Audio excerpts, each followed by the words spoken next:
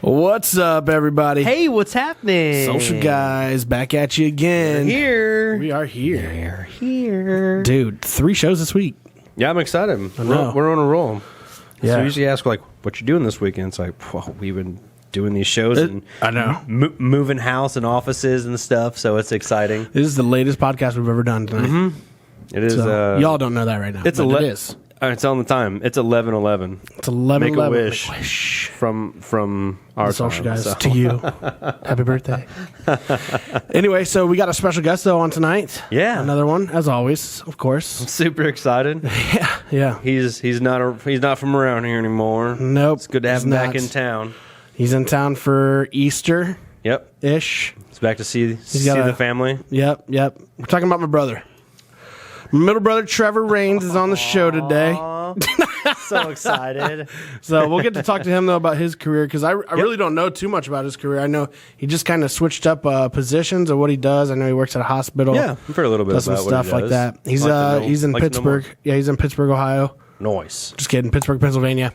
So, yeah, we'll get to talk to him, though. We got some fun stuff on the show ready to go. He's I haven't really tried any hot stuff on this show. I haven't tried the super sour Barnett yet. And Trevor has told us before the show that I have to try all these things. Yep. So stay tuned. So we're doing hot and sweet and sour. Super sweet, like hot. And then super sour. So stay tuned. So, and we got a special drink on the show for tonight as well. Yep. We're doing the bring back an old favorite. Yeah, the Di Serono and the ginger ale, which tastes like cherries, maraschino cherries, which is my favorite, obviously. Boy, no. So we talked about that on the last show too. Yeah. So super packed show. Yes. Super packed. I'm ready. Oh, and we have the Would You Rathers tonight are going to be Mr. Beast oriented. Oh, okay. So give him a little background on Mr. Beast. So yeah, if you don't know anything about Mr. Beast, he has multiple channels on YouTube. He's a Twitch guy, right? Right. He's a gamer dude. Super YouTube influencer. Yeah, but this dude, he banks. He gives away bank.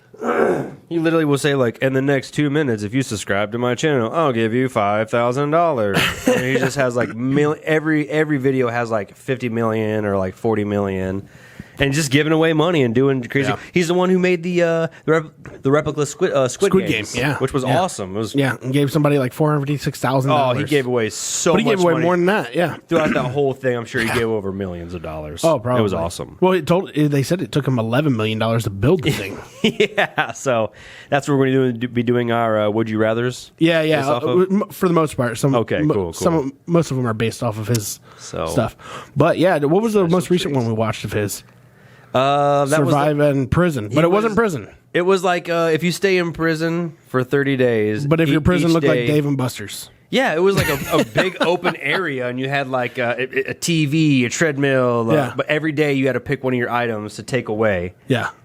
And I don't know, it was crazy. Ice cream machine, pool table, video games, virtual reality. How long he made it? 30 days, right? He made it, I think, like 29 or 28, because he ended up getting to like 250 or 300 something. Oh, that's right. He made it 23 days. It was 230,000 he ended up making. And then he ended up finding a check in the guitar. For an extra 100K. 100K. And he's just like, I want to see my girlfriend. And some of his buddies went out and bought him a really nice ring. And he's just like, yo, I made over 300 grand.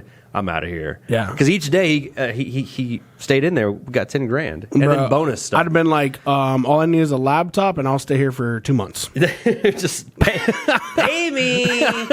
Be awesome. So. I'd have been in there just sending out emails to you and Donovan, make sure everything's getting done. Yep. Hey, that'd be great. And it's just one of his buddies he put in there. I'm like, yo, that's crazy. He's banking that. Yeah. Hey, super excited though. Yeah. Great show coming up. Let's get the show rolling. Let's do it. Roll it.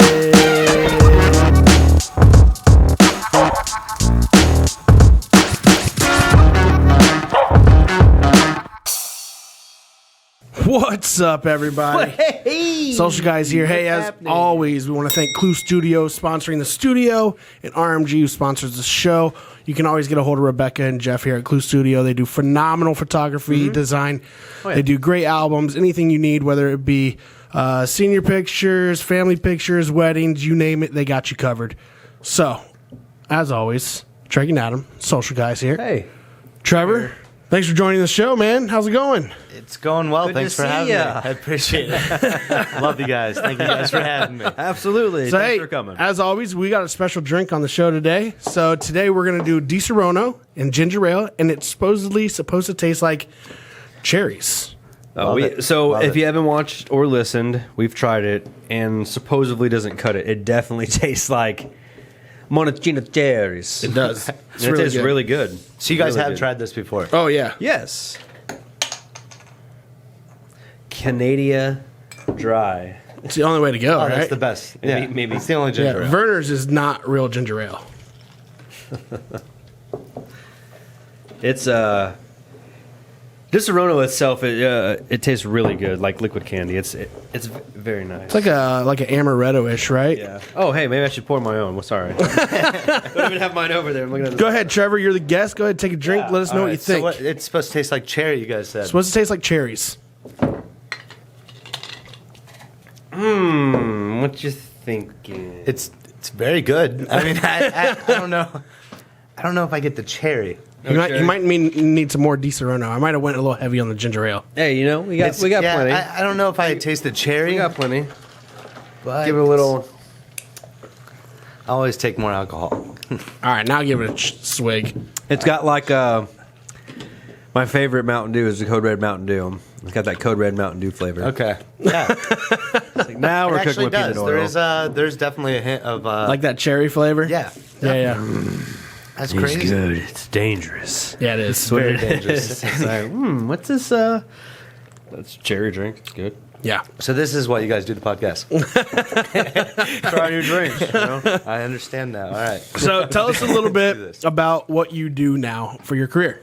So yeah, I've kind of transitioned a lot over the past 5 to 10 years, but now after about a year to 2 years of doing operational management at a hospital, I'm now the assistant director.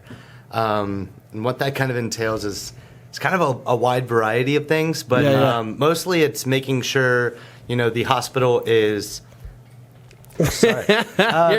Mostly, it's making sure that the hospital's cleanliness is up, to patient standards, to guidelines of the hospital, as well as inventory, and trying to make sure that not only the staff is as far as linen goes and other things like that go, just trying to make sure that the staff is using them to the ability that we tell them to use them at. Yeah, especially a hospital. So you're the one that makes sure that everything's up to the standard, make sure everything's running smooth. And what happens is a lot of people want to hoard these things because they don't want to go downstairs and get more. Gotcha, What they don't okay. understand is the hospital as a whole pays by the weight that's going in and out of the hospital. Okay. And linen and bed sheets and Yeah. stuff like that. So you kind of need somebody to watch over Right. everything that's happening and be the liaison between everyone and kind of keep the communication going. Yeah. And that's kind of what I'm doing. So I'm making rounds throughout the hospital and just kind of making sure that everybody knows kind of what's going on throughout the hospital. Right. You kind of just keeping everyone on the path. Exactly. Keeping them running. If like, that's hey, what we want to say. I mean, it's a hectic place. Everybody has obviously probably a lot make of things to worry about. Right. So Probably they making just it sound they nicer need- than when I actually said it, but yeah. yeah, so they just kind of need somebody to keep the communication between all the floors and Right. what's going on between all the floors, especially in Pittsburgh where I'm currently residing. Okay. It's a trauma 1 hospital, so Oh, you have the ER constantly has an hour to 2 hour wait for these people. So it's about getting them upstairs as fast as What's possible. a trauma 1 mean? I'm not quite sure. It just means that it's the most hospital beds. It gets the most action, pretty much. Gotcha. Okay. So I believe there's 4 levels or 5 levels. Don't quote me on this. Yeah. I'm not 100%. Yeah. But I do know that ours is a trauma 1, which is the highest. So it Okay. out of the people that you're getting, it's a constant wait time. So they just need more people to actually get things going, and the communication's a big thing in a hospital that big, Right. because you need the communication to keep flowing for those people in the ER and the OR To keep bringing people to keep in. getting in and out. Yeah. Sure. Yes. So what we do is we kind of just keep that flow going. We watch the bed board So as that can well. be really hectic. Yeah, I mean, so you have a lot of people that it's it is hectic, but at the same time, like at the end of the day, we always said like you just get the job done.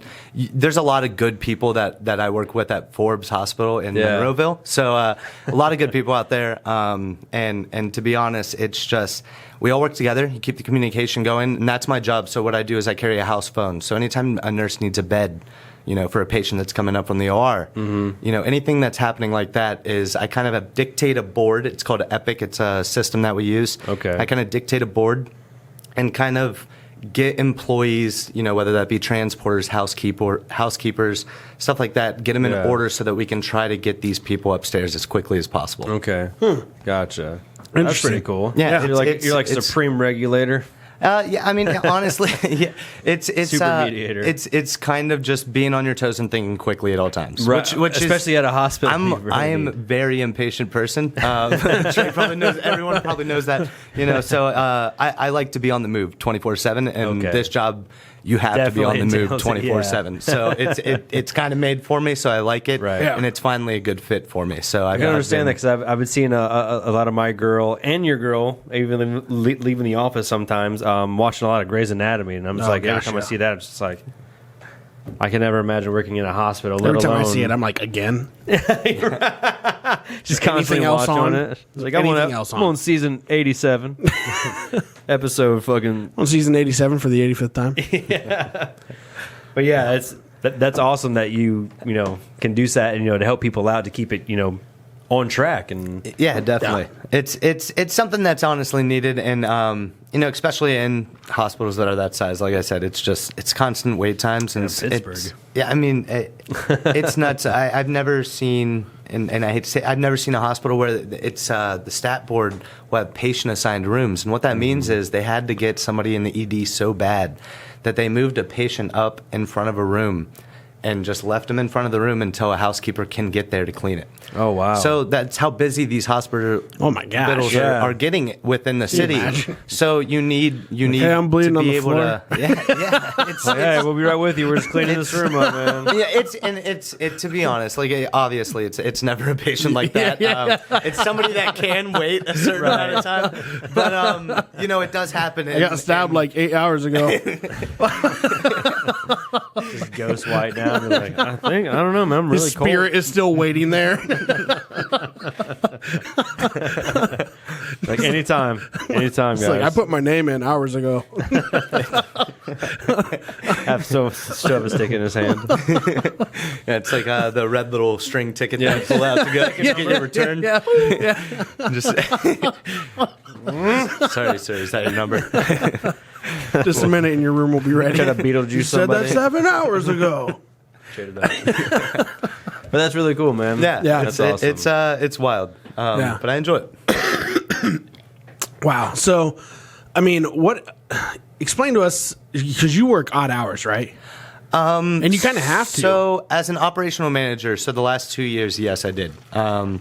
It was kind of crazy. So we had 3 managers, and we would kind of switch because 2 of the managers had families, and obviously with all of us wanting to keep a normal life, we would switch. So some of us would have to work the weekend to cover some of these shifts. Mm-hmm. But now, actually, with I actually got promoted to assistant director. Right. So now with that position, I am finally working days. So Do you miss nights yet? I do not. I do not. I don't think I'm a night owl as it is. Yeah. So I am do too. stay up, but I think it's in our blood. working nights as a night owl just extends the night owl.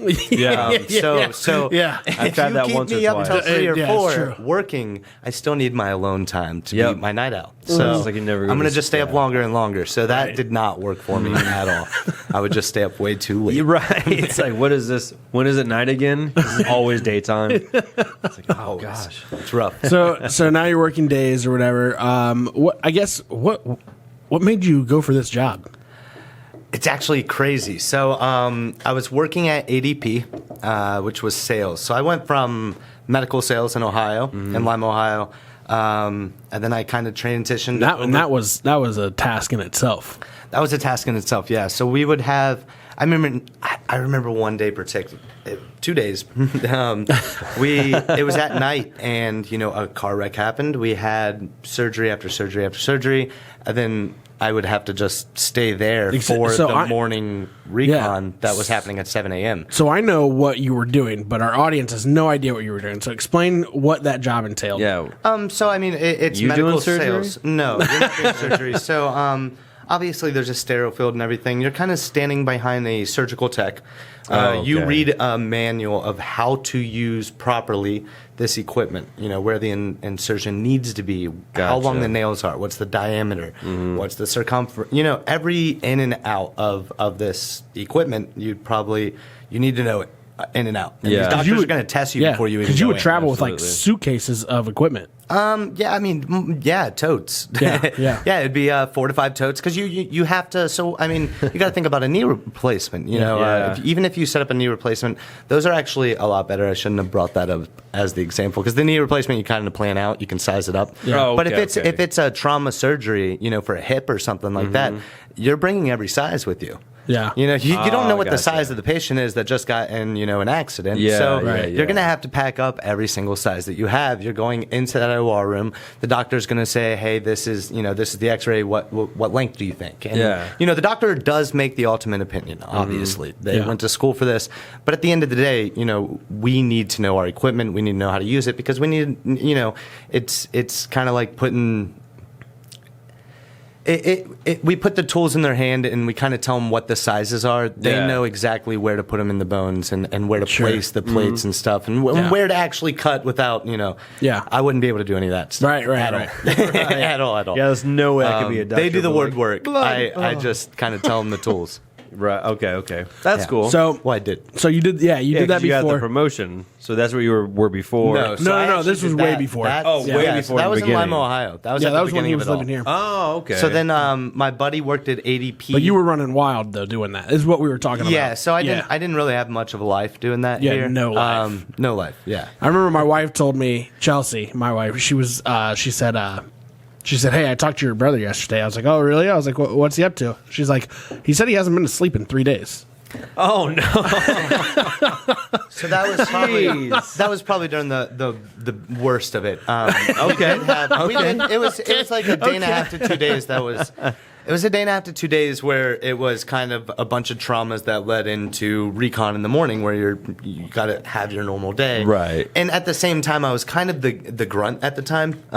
You got to earn your keep. These guys set up the contracts. Sleep till Brooklyn. These guys set up the contracts, so I was kind of the grunt. You know what I mean? Yeah. So I did have to do lowest on the totem pole. Exactly. Yep. So at the time, it was me earning my keep.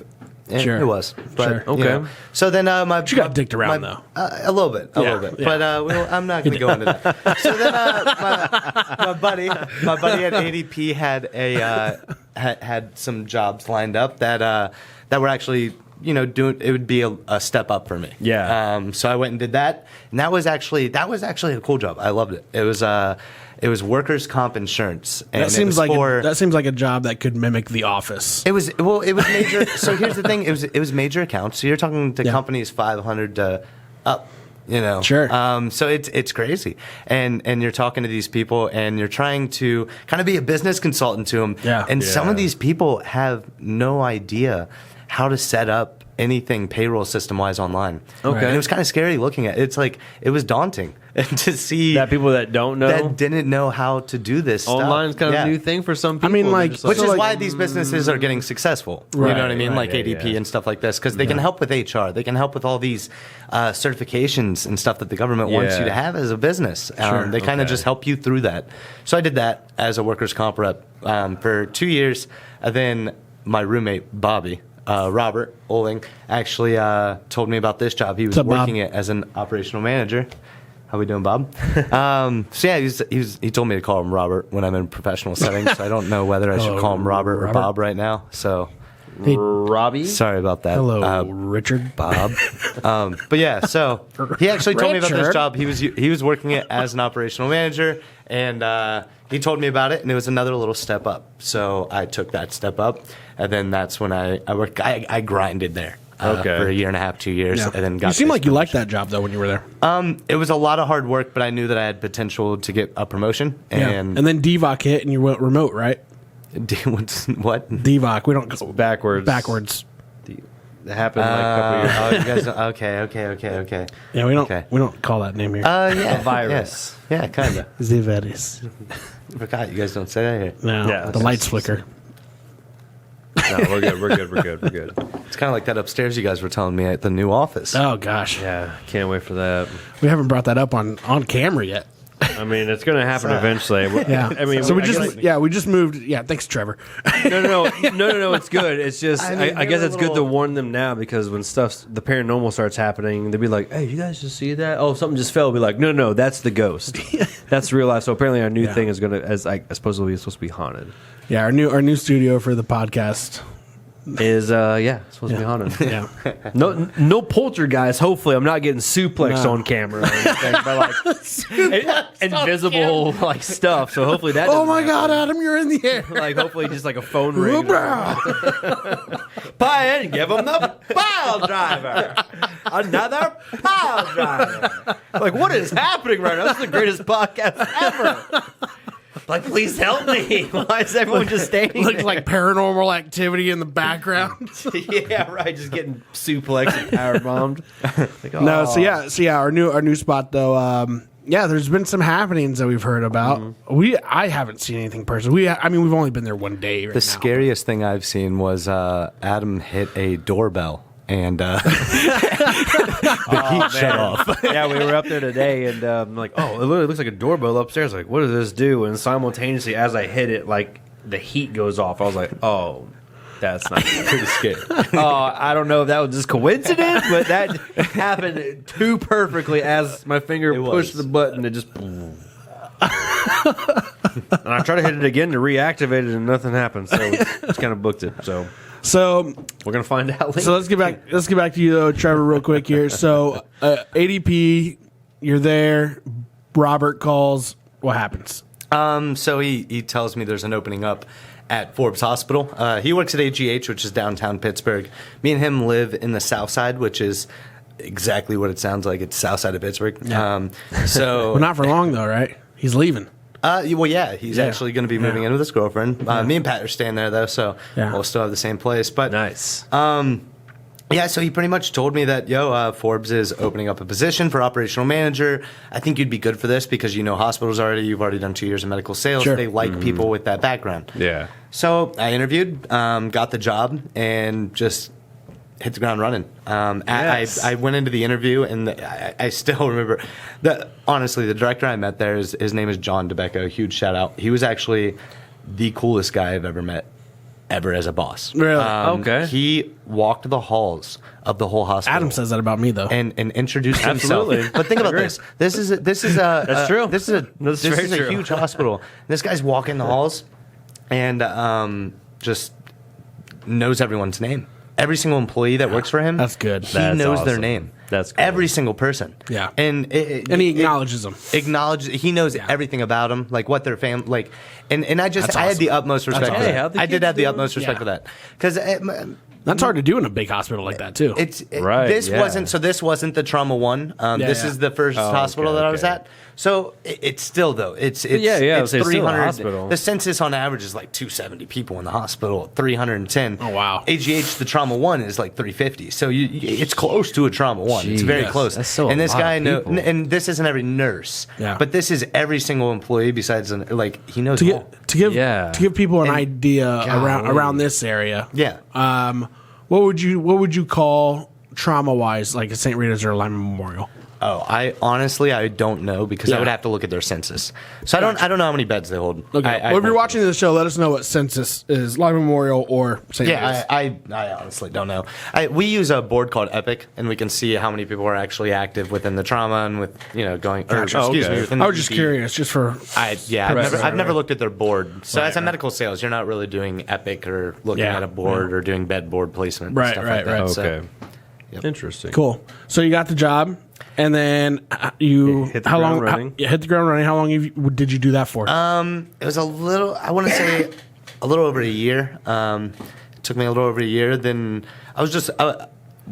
our scores were really low at the hospital. Patient Scores so our for what? scores are based on Like surveys? It's like Department of Health and stuff like that. Oh, like okay. keeping stuff. So it's like keeping stuff 18 inches It's not from the the CDC, ceiling. is it? No, not that. It's Their scores are a little off, I hear. no, not that. But yeah, they do stuff. It's weird. It's like 18 inches from the ceiling, just little stuff like that. Yeah. But pretty much we get scores based on that, and you have to stay above a 76 to get kind of subsidies, I believe, from the government. And Oh, stuff okay. Like that. And Like a it grant, depends- basically? I believe, Yeah, something yeah, like yeah. that. Okay. I'm not 100% exactly sure how it works, but Sure. I do Okay. know it's something to do with either taxes or subsidies, something with getting money. It's based on cleanliness and patient satisfaction. Okay, also okay. Through DOH. So pretty much we have to just keep a level. And when we got over there, first of all, John DeBecco, it was like 50 or something, 60. Which Yeah. was terrible. Yeah. And then John DeBecco went there as a director, got it up to like 80s. And then when I was getting over there, they were really hurting in staff. And me and another operational manager named Lauren Clark worked our butts off. And Shout out Frank Lauren then, and huh? Frank school. Yeah, Shout out Frank. there was a handful of them, but Yeah. we worked our butts off and we got the scores back up. And they saw that we got the scores back up. They were talking about it, and I was trying to help with like technology with like virtual manager, like. So the technology we use, like, kind of like, does like cost analysis, a bunch of different things. Yeah. Whether it's hours worked or like time in an area. Like I can clock somebody in an area, see how long they're taking in a certain day, to see if they're kind of like playing a game with me or if like they're Gotcha. actually doing their work. Some time So it's kind of management. like it's a lot of different things that Sure. I'm trying to do throughout a day. Yeah. And so that's actually what I got hired for moving forward is the technology part. Is they want me to kind of like go around, get really good at virtual manager, and kind of try to figure okay. out like where we can cut time in different hospitals at different places Yes. because we were doing. So you do multiple hospitals. So I'm going to be a travel. My new job promotion will be traveling assistant director. Yes. Okay. Yeah. So how many hospitals does that entail? I'm not 100% sure. As of right now, I know it's West Penn, Forbes, AGH. I know there's like Valley. I want to say there's 5 right now that I'm aware of, but I know Jeez. there's more around us. That's so awesome, though. Yeah, we'll 5 see. different We'll see. hospitals. Yeah, it's kind of going back It's to that still to medical come. sales So thing. so you could potentially almost get different scenery every week or every month. It'll be probably on a week to 2 week basis, yeah. Because usually Okay. I'll be like a support traveling assistant director. So Yeah. when you're in need of something's happening over here, Yeah. I'll kind of go over, help out, see what's going on, try to figure out what's going on, and find a solution for it. Very cool. That's Yeah. sweet. So what? So in the beginning, you said you started at ADP. Yeah, that was the workers' comp sales. Yeah. So what made you get into what did you want to go into the field of medical helping people? To be honest, the money. Okay. Yeah, it was honestly just the money. I dig it. Yeah, my roommate told me about the opportunity. There wasn't a lot of people applying and stuff. And like, I hey, heard I'm about just gonna jump in. I heard that they were in need of assistant directors, but you had You to had do the it for sales certain- and you had the medical sales I had- background. Well, I had the medical sales background, and Yeah. I heard they were looking for assistant directors, but you had to work there for a certain amount of time and prove Sure. yourself. So I just saw the opportunity, and it was starting out what I was already making. So I was like, if I jump ship and I can actually get to this assistant director spot, Yeah. I'll be in a good seat. He actually called me beforehand. And he's like, "What do you think? Should I stay in sales or should I go this route?" I was like, "Dude, take the guaranteed money, because in sales you always got that commission. It's a base. roller coaster. Sales Yeah. is always a roller coaster. You got commission It's base. like, if anyone tells you sales is 100% up, they would be lying. Like when they ask you, I've do you been in want to go sales for most pro of my right life. away, or do you want to say one more year in college? You're like pro, bro. Get that money. Yeah, exactly. Stocks up. You know what Yeah. I'm always, saying? always make your money. You Yeah. know? Always Guaranteed. make your money. Yeah. Except for now in college, you can make money. Yeah, which is crazy. Which is crazy. yeah. Not so wild. Yeah, we saw that with that quarterback from Texas, Ohio State did. He came to Ohio State, made some money. Quinn Ewan. Quinn Ewers. Yeah, Ewers. Yeah, Yeah. Ewers. Yeah. There it is. Came to Ohio State, made some bank, and then he took off back to Texas. What was it, 1 mil or 2 mil, something like that? Yeah, he made Endorsement? $1 million in endorsements at Ohio State That's awesome. his freshman year. He didn't even play. Nice. Could you imagine? That's awesome. All endorsements. Yeah. That's sweet. Yeah, and actually, our little brother works with the close to the athletic department with Ohio State, and he tells us about how he was there before this whole college sports thing was implemented. Yeah, before these endorsements and sponsorships started happening. And he was like, the players were super cool. They'd walk around, high five you or whatever. Yeah, they'd want to give you an autograph and stuff. Yeah. He's like, now do they walk around like they own the place? He's like, they're so stuck up. Sucks. He's like, they don't talk to you. Lame. He was just like he was like it was swine. Yeah, he was just like it was night and day, man. Night and day. That sucks, man. Yeah. That sucks. Yeah. Well, hopefully, if I ever meet a famous college person, which no offense, I probably won't know who you are. I like football, but unless you're a wrestler. Yeah, if you're a wrestler, I'll know who you are for sure. I know I know NFL. I'm not too fluent in like the college and the high school, unless they're like someone like a LeBron James, type deal, stuff. But sorry. I enjoy college football. I just don't know quite everyone. I know a handful, way more than baseball. Yeah. Like a couple podcasts ago, you guys were talking about old baseball players, and I was just, I know baseball. First base, hit it, home run. King Griffey Jr. I know that guy. That's who we were talking about that episode. Yeah, we talked about King Griffey and a couple other baseball players. I'm like. Great I don't know swing. what that means. We were talking about it was that episode we were talking about Long Gone Summer. I had no clue. That was McGuire and Sosa year. Yeah. Okay. Hit home runs. Yeah, that was awesome. Home run after home run after home run. Okay, I know some of those names. Yeah. Steroids. Roiding it up. You gotta love it. Which actually, Sammy Sosa, or no, not Sammy Sosa. The Reds were playing Sammy Sosa, and our dad got a ticket signed by the Reds GM at the time, right? Yeah, or president. This ticket is not corked. Yeah, because Sammy Sosa got caught with a corked bat. Oh, yeah, that's hilarious. Yeah, that's funny. That's hilarious. Cool deal. Well, hey, Trevor, we got some would you rather's that we're gonna go through, and we have some rapid fire questions. What do you want to start off with? Let's do the would you rather's. All right, Let's get in there. We'll let Adam take away the would you rather's here. All right. For the would you rather's, I think what we should do is try the world's hottest chocolate bar, each of us, and we all got all pieced them out already. We had them laid out. We had them planned out. Before we do the would you rather's, so here's what the box looks like. There's supposed to be over 9 million. 9 million what? Scoville. 9 million SHU chili extract. Huh. And then I'm gonna hold on. You got to read the rest of that. There, it says Hellfire infused milk chocolate. Okay. Okay. Chocolate. Why did I sign up for this? You told me to do it. Well, that's because you said I had to do it. If I'm doing it, I don't mind. Consume at your own risk. I'm gonna try to go through these questions.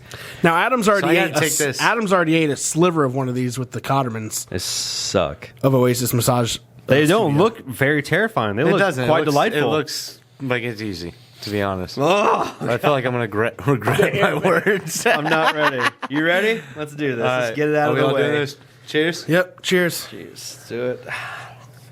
Damn you. Don't touch my eyes, I guess, right? Nope. Yeah.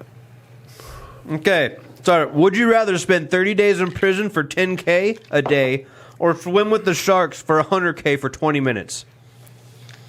Spend 30 days in prison for $10K a day or swim with the sharks for $100K for 20 minutes. Oh, God. Swim the sharks. Swim with sharks for $100K for 20 minutes? Yep. Okay. Yep, for sure. Oh, my gosh. That seems better. For sure. Oh, my God.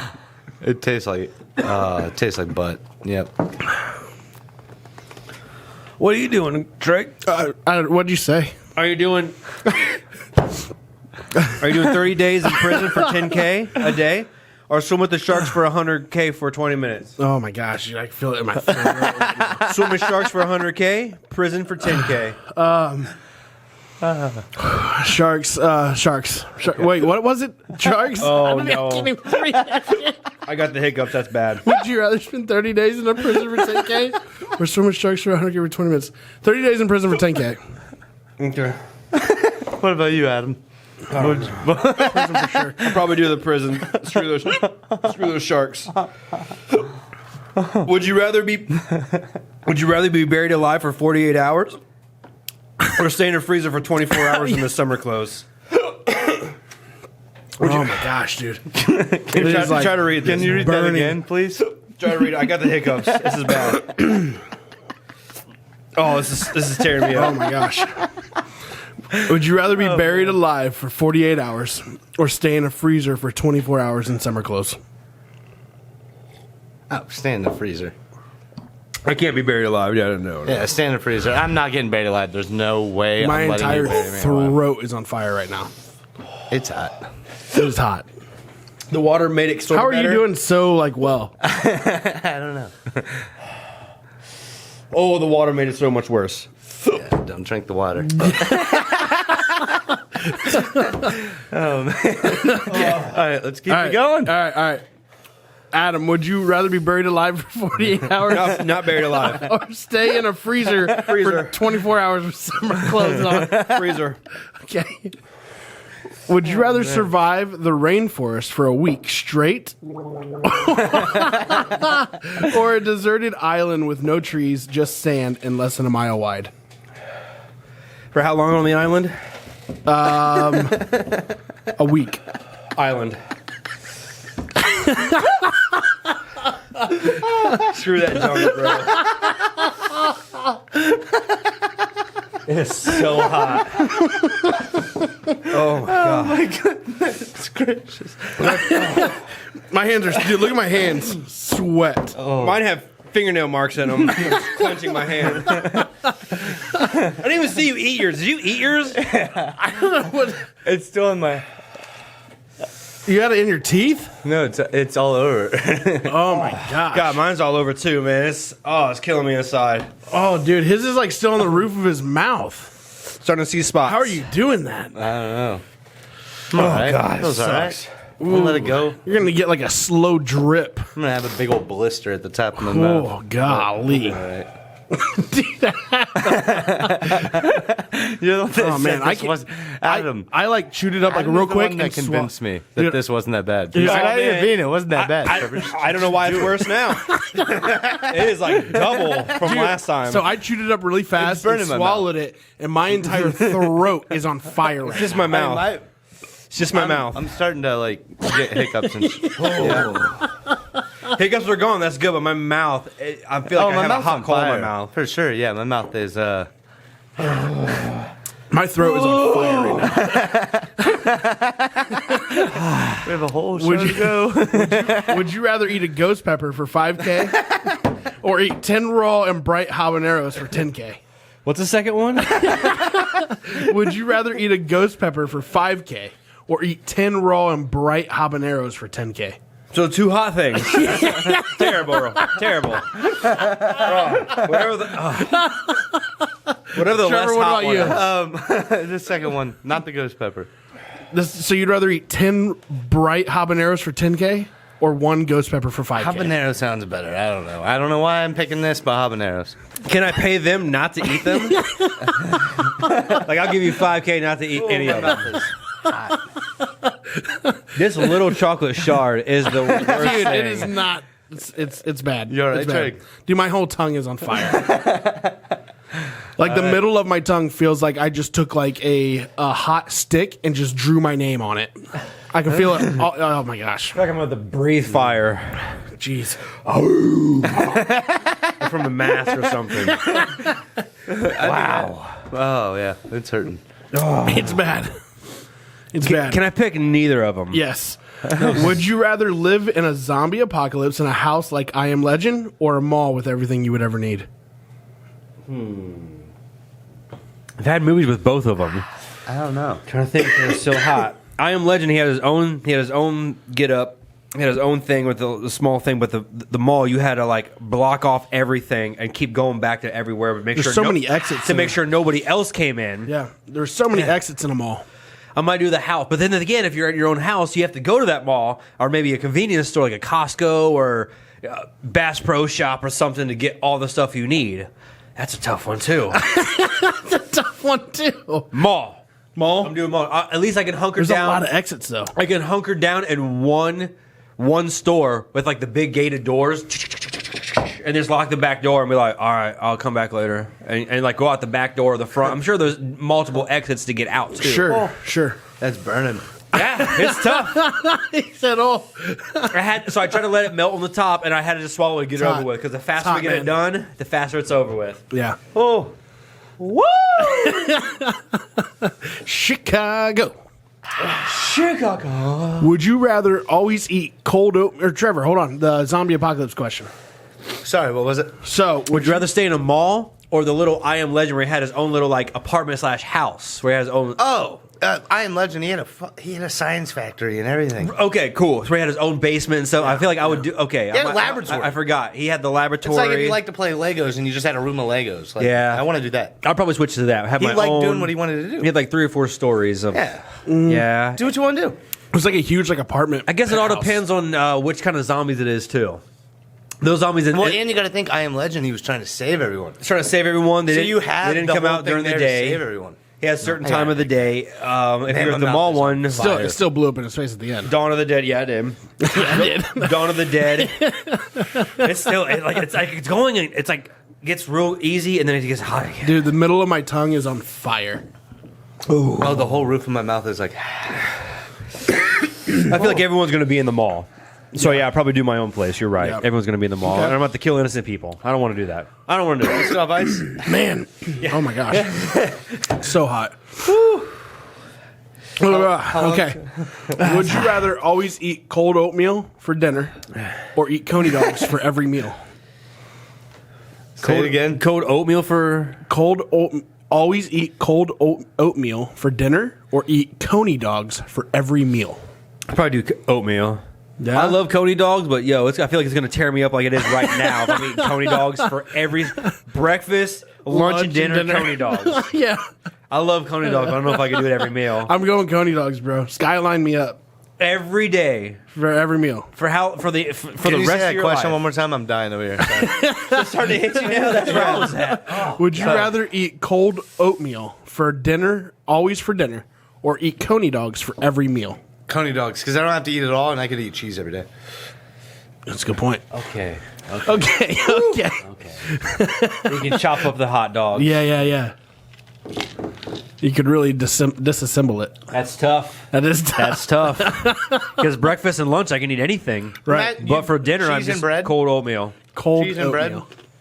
I'm sticking with my With the oatmeal? cold oatmeal for dinner only. Because you get whatever you want for breakfast and lunch. Yep. Yeah. I can snack all the way up to that, do whatever. It's like oatmeal. I was like, okay, dinner. I can maybe take a couple bites. Be like, I feel like I would just get so tired of oatmeal. I mean, you get tired of coney dogs too, but Trevor's right You though. know You what? could disassemble it I all the might time. have to go his way, though, because...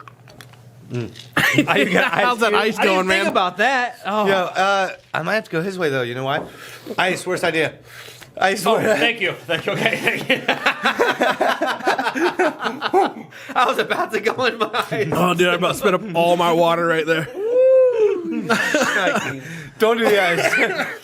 it all, That's 10 times worse, huh? We have it all Canada, comes back. Canada Dry. Oh, my God. That was with that pickle juice. It all came back. It all So now came- mine's subsiding, but now the top of my gut is a little toasty. I Yeah. wanted to get to my gut. It's starting to, thank God. My It's tongue is back to normal, but I'm right there with you with the stomach. That chip, I gotta say, the chocolate taking that sliver, better experience. It's still super hot. That chip sucked. Yeah. Even though this says 9 million to the Yeah. 1.2, Yeah. again, it could have been I don't know. Trevor's dealing with it. He let hey, it slow drip onto hey. his tongue. But here's the thing. crazy. I would go his way, though, because you could eat whatever you want for those 2 others. Yeah, and then just for dinner, you can maybe eat, didn't say what portion. Just have a Didn't say what little portion. shot of cold oatmeal. Okay, we're good. The hotness is blanking me. Yeah. That's why I had to pass the questions to him. Hal, you're holding on. Thank you so much, Trevor. It's can't all breathe. it's not I don't have anything on my face or whatever. It's all in my throat. Mine started in my face. That's why I had Oh, to pass my it on, gosh. and then it went just in my mouth. So It's all in my throat, bro. That's what she said. Mine wasn't would you rather have Captain Marvel powers or Captain Planet powers? I we did it before. I would do Captain Marvel only because I wouldn't have to rely on 5 teenage kids to summon me to use my powers. Yeah, because they would. Earth, wind, fire, hearts. Go Planet. Captain Planet. Yeah. Even though they're both good powers, I would do Captain Marvel. Captain Marvel? Captain Marvel, yeah.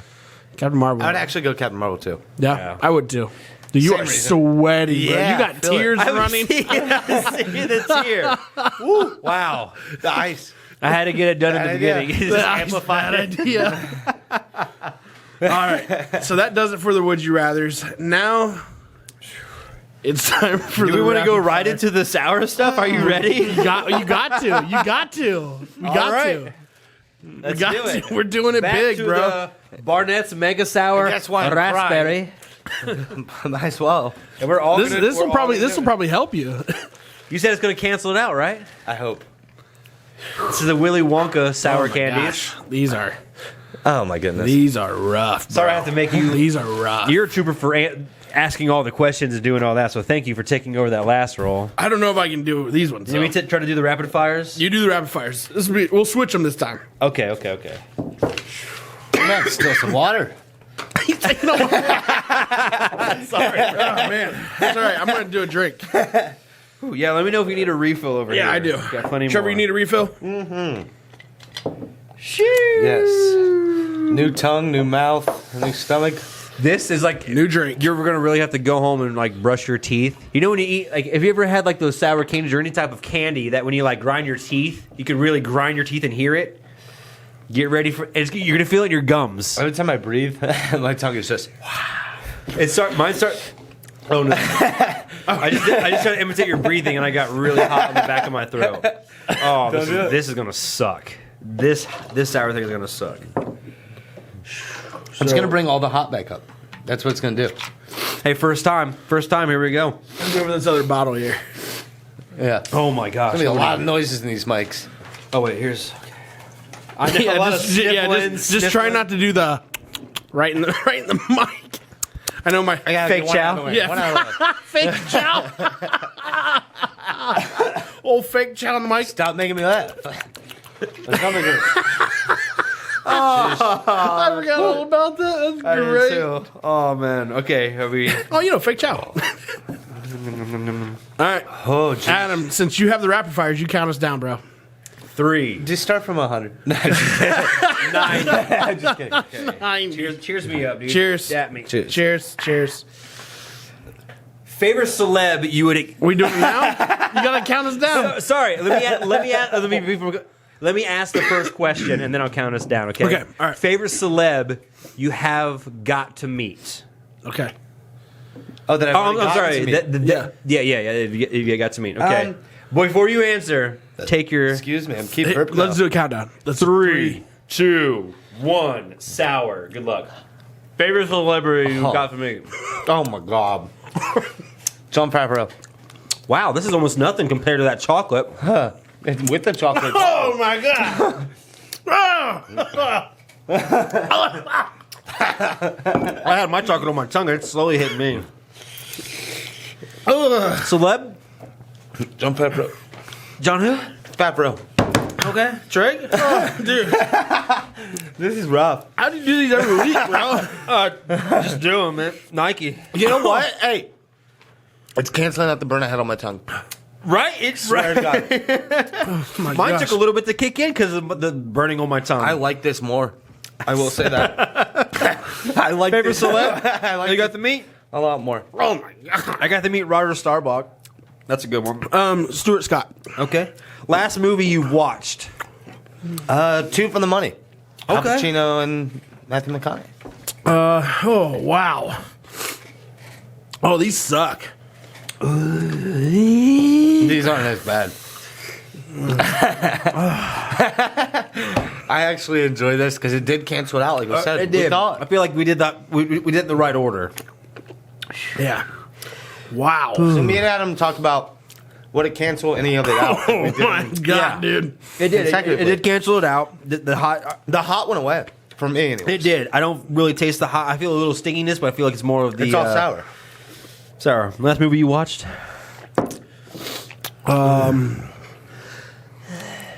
Man, what was the last movie I watched? I actually watched The Simpsons before I came came out tonight. The movie? Maybe. The movie, because I had my little niece over and I got her. She's 7, but I got her into Mario Kart. We're playing that. I have like The Simpsons in the background, but it's just the movie playing. She's not even watching. I'm just watching it while I'm trying to play with her, but I'm trying to let her win. So you know what I watched recently? Actually, just because it was a movie I put on, The Pest. Ooh, nice. Okay, that's a good one. What's one place you'd want to visit? I would want to visit. Dubai. I'd love Okay. Dubai.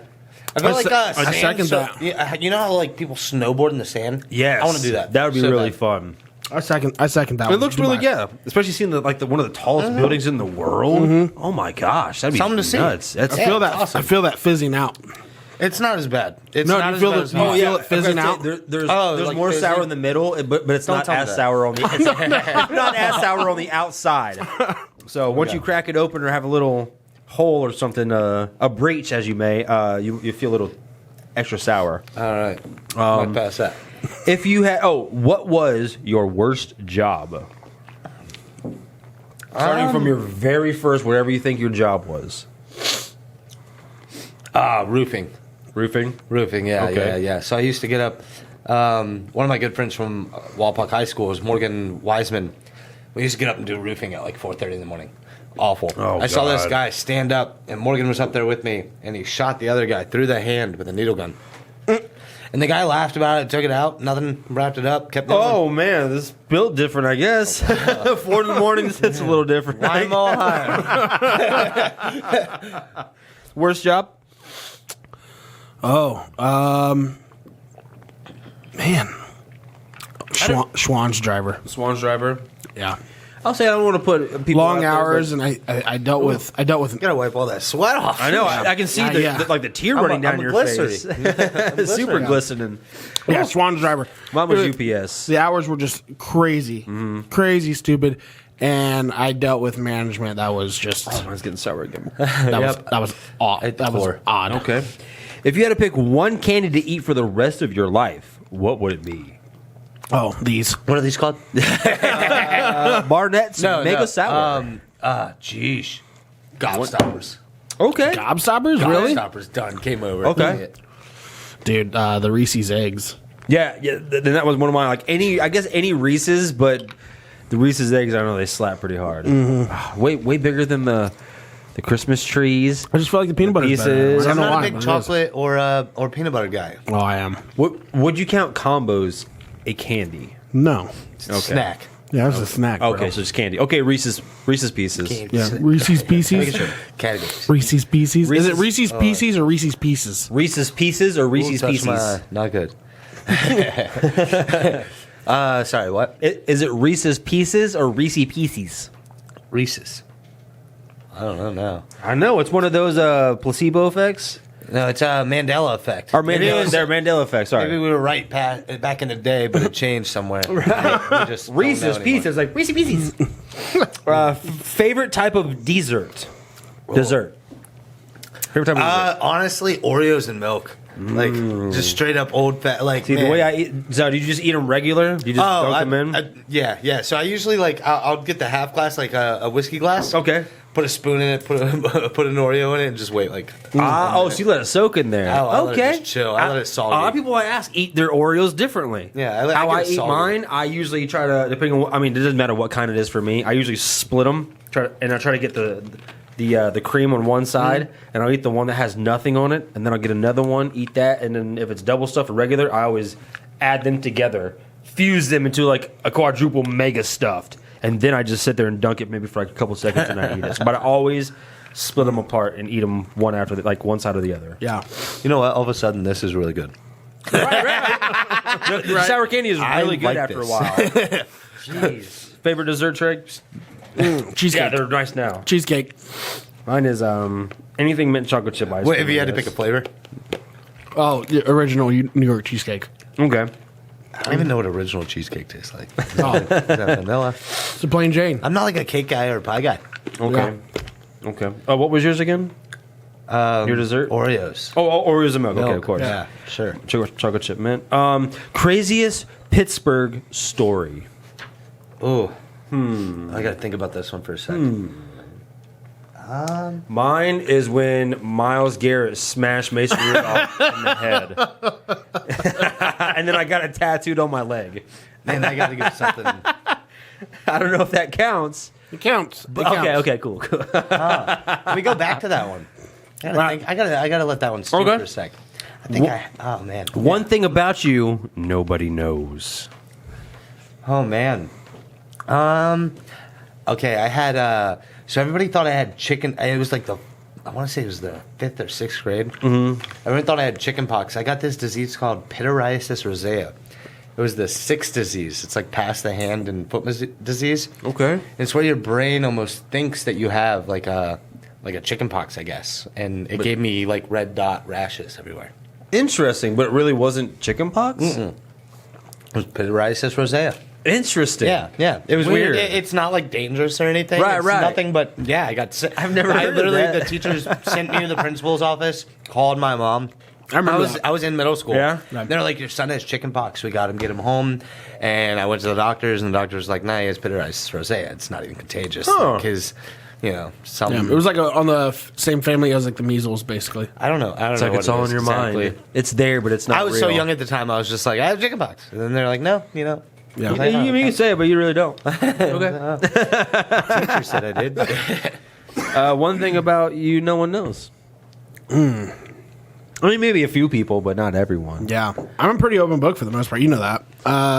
Hey, well, for me, this tooth right here, this front tooth, is fake. It's a cap. It's like half a tooth. I got it busted out this one time at band camp. Oh, okay. I got one for you. Along the same line as Trevor. What a lot of people don't know about me is that I had like a thyroid issue or whatever when I was a kid, and I had to do you remember I had to take those shots? Your stomach, yeah. Yeah, and the reason why was when because I first met you, we got a little bit about that. Yeah, because they said I was not growing at the normal rate of a child as I was supposed to be. To make him actually hit growth spurts that a normal kid would take. Yeah, because I wasn't hitting growth spurts. hormones. Yeah. That's pretty much what they were. They were testosterone, growth hormones. It was steroids. Okay. Yeah, exactly. It was steroids. Exactly. And the stomach to grow the man. Yeah. That's awesome. Yep. I wish I would have known. I would have worked out. Yeah, while doing it more. Yeah. You actually had legal grade A steroids. Yeah. And you screwed up. Yeah. And I just ate pizza with them. What was the most expensive trip you've ever took? College. Touche. What a trip it was. I'll tell you. Yeah. It was fun. Great time. So expensive. I would have to say So expensive. I did a travel abroad, and it was pretty expensive, but it was one of the best times ever. We went to, so I'm a huge history buff, and we did a... You have a history degree, though, right? Yeah, yes, I do. Yes, Yeah. I went to school for 5 years and did every single summer except for one, because I did history, specifics in African history, Chinese history, and Russian history. And then I also did psychology and then business. So got like a big scope of things. Yeah, get jack of all trades. I didn't know what I wanted to do, so I just kept switching and kept getting things. Yeah. And then at the end, they were like, well, you're this close to all these.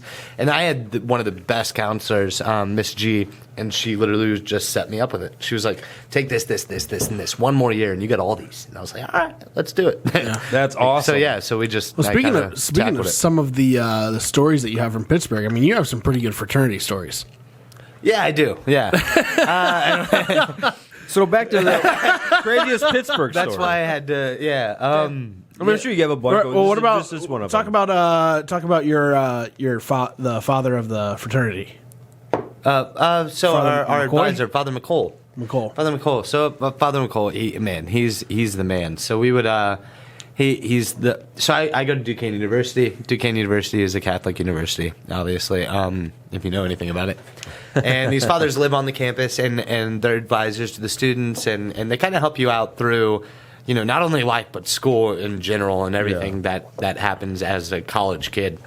And Father McCole is our advisor, and he was just the best. He got us through everything. But greatest story of Pittsburgh, man.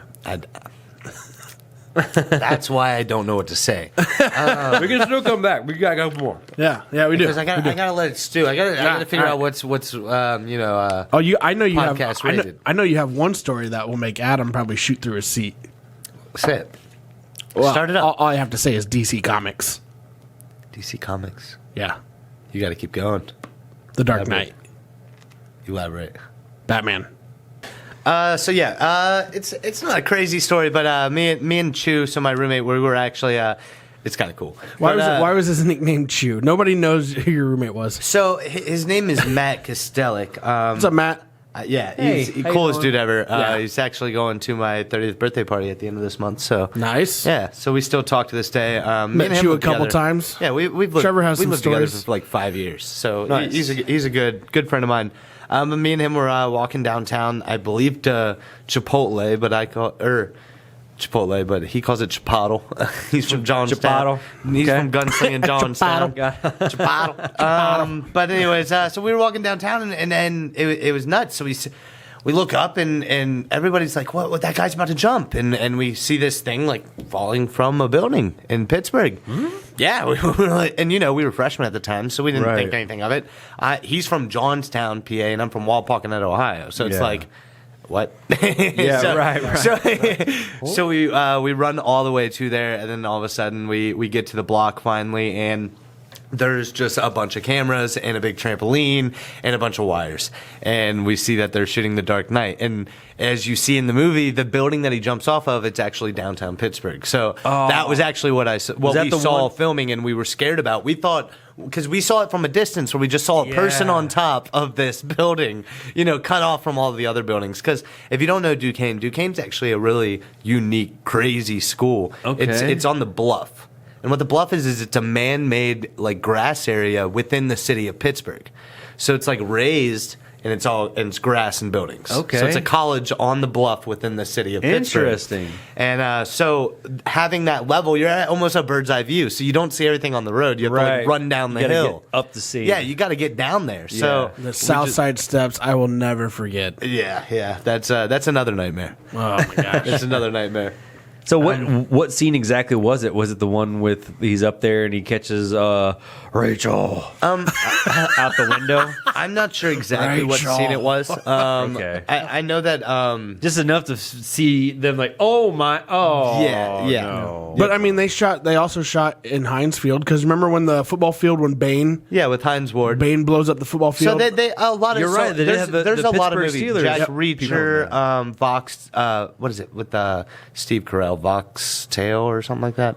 The boxer. the Foxcatcher. Yeah, Voxcatcher. There's a lot of movies that. So Pittsburgh's a very kind of for shooting movies. It's a low tax rate for like shooting movies compared to Gotcha. other places that are nice, look like a big city. Yeah, you know what I yeah, mean? yeah. So all that have the congested big buildings and stuff. So where you you gotta can see a lot more kinda, like, opportunities to see some cool movie sets. yeah, and yeah. shows So a or lot of something. people, like, honestly, so I was actually, I went to training at this hospital in West Penn.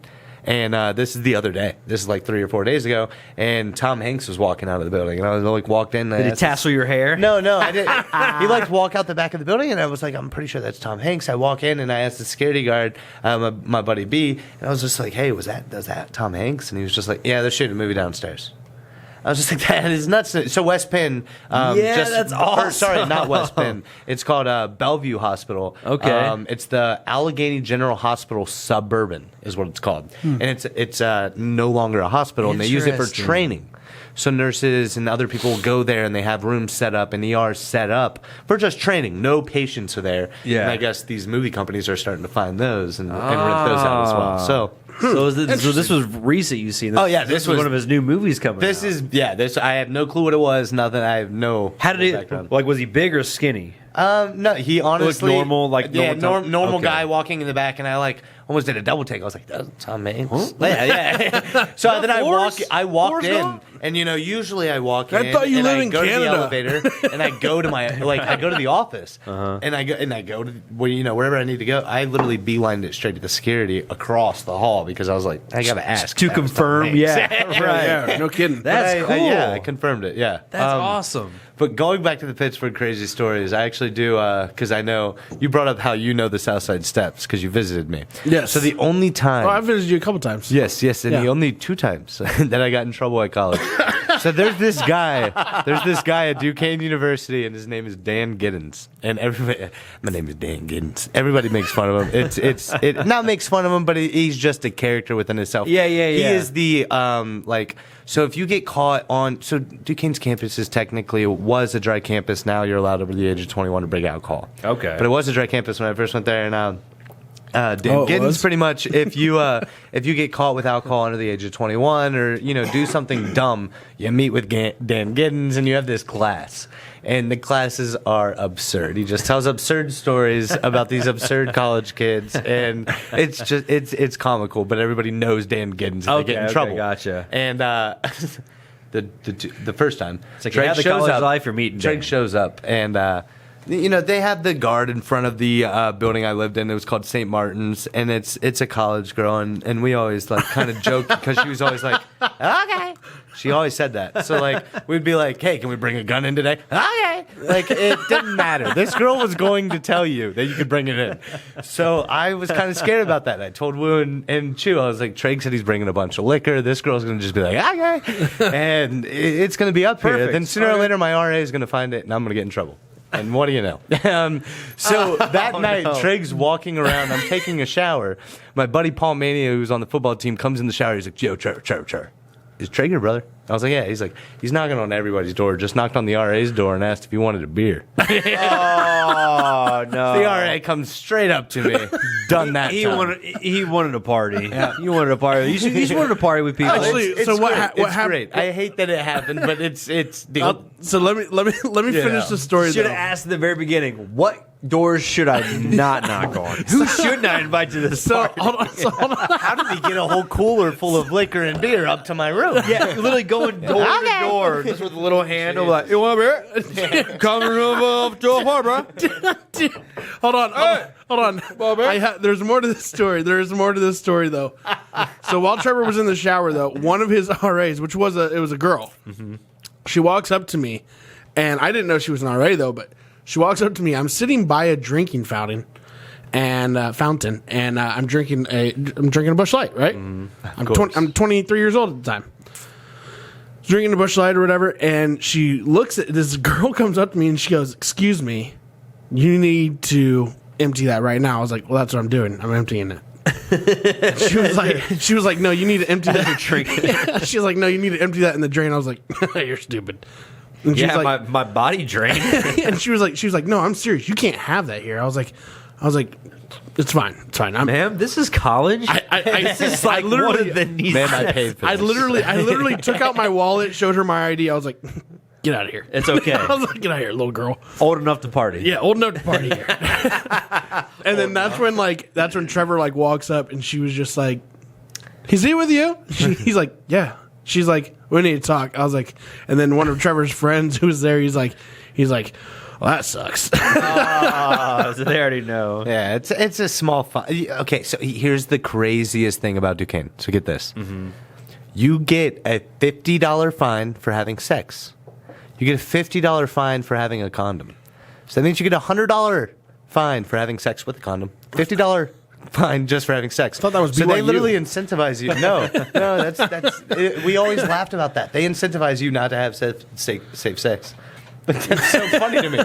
That's wild. Think about it. What? It's because contraceptives and right. Catholics. Yeah. No contraceptives. Yep. Here you go. Huh. Interesting. It's so funny to me. And then the last rapid fire question. What's your go-to karaoke song? Oh man, I don't. Ooh. Backstreet Boys. You know what? As of lately, your man, Josh Turner. Okay. That's a good one. Yeah, that is a good one. Yeah, That's a good one. Yeah, you got to go with that. Treg? Get the low in there. Ooh. He does have that deep voice. Maybe lock them doors. Man, I would probably go with, as of right now, I've been listening to a lot of Jack Harlow, so I'd have to go Nail Tech. Oh, one of his newer ones you've always shown me? Okay. Yeah. That's I've awesome. been listening to it a lot, so. Yeah, by the way, can I get another one of those sour candies? Ooh. Yeah, please help yourself. We should probably order some more now because They're already on their way. Okay, great. Because it took what 3 months to get. Yeah. Yeah. By the way, the fact that there's no name on that was kind of scary. Yeah, Just a baggie. they The do blueberry's have, nice, they do though, have a after. label, but they are in a weird bag. Yeah. Well, it came in a teddy bear. No, I'm kidding. I was like, wait. Now that I think about it, they were out in the open when we got to the office. All right. Good? Let's get into these current events here. So, a man lands in the ICU with a lung injury after an aggressive masturbation session. So, so what happened was a guy actually went into the hospital, said he was having problems with breathing. And they ended up finding out that there was air that actually got trapped in between his lungs, which is, it's very rare that it happens, but it usually happens to. So your penis is a bike pump. No. But it usually, jam. But the only way it can happen is during intense exercise or like intense weightlifting, like high intensity level type training. Okay. So they asked him, they said, what were you, what kind of training were you doing? He's like, I wasn't training at all. And they're like, okay, what kind of exercise were you doing? He's like, I wasn't exercising. And they're like, well, what were you doing to get your heart rate up enough to force that air in between your lungs? And he's like, oh, I was having an aggressive masturbation session. You got to be careful. Hey, pace yourself out there, okay? Pace yourself. You're going to end up in the ICU. Got to pace yourself. If you've got like a wristwatch that keeps the heart monitor going. Yeah. So have you ever been told you played video games too much? Probably once or twice when I was younger. Oh, yeah, for sure. Yeah. So for this teen gamer, it was actually a lifesaver that he was on there. Really? So he had a headset on, playing his games as he usually does, and it actually prevented him from getting struck in the head by a stray bullet that went through his house. I saw that actually. The headset What? actually absorbed the bullet. What brand was it? I don't know. Gotta get us some of those, bro. Gonna have a little bit more confident while playing some games. Could you imagine? Real just Call sitting of there? Duty up in here. You're really in there. You're just like, whoa! What? And you look It at came out of yeah, nowhere. for real. Welcome to the metaverse.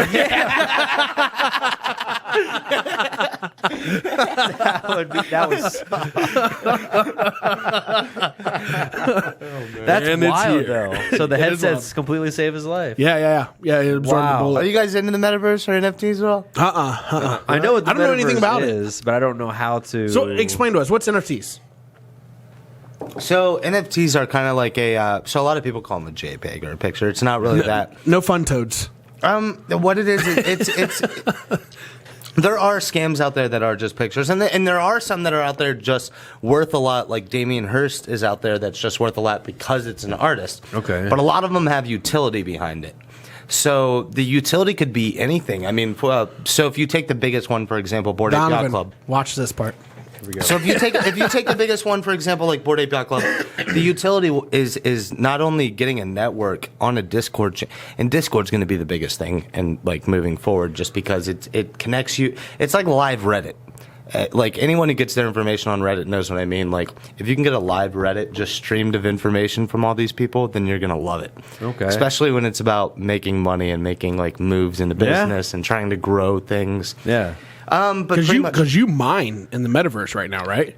Yeah, so there's different games out there. So pretty much there's blockchains. So the Ethereum blockchain is the most one that we're aware of that a lot of people use. But there's Polygon. There's You said Ethereum. yeah, Ethereum. So that's a blockchain within itself. Okay. That's the most expensive though. It has a lot of gas fees. And man, I could go into this forever. I So feel like you're about to describe the movie Tron. Dude, Adam is looking at you right now like you are Matt Damon on. so Adam, to What's the movie? simplify it, blockchains Good Will are Hunting. like Yeah. planets.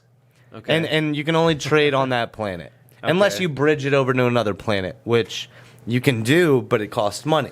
It costs a transaction fee. But pretty much what an NFT is, to let me explain that to you real quick, Yes. is it holds a utility.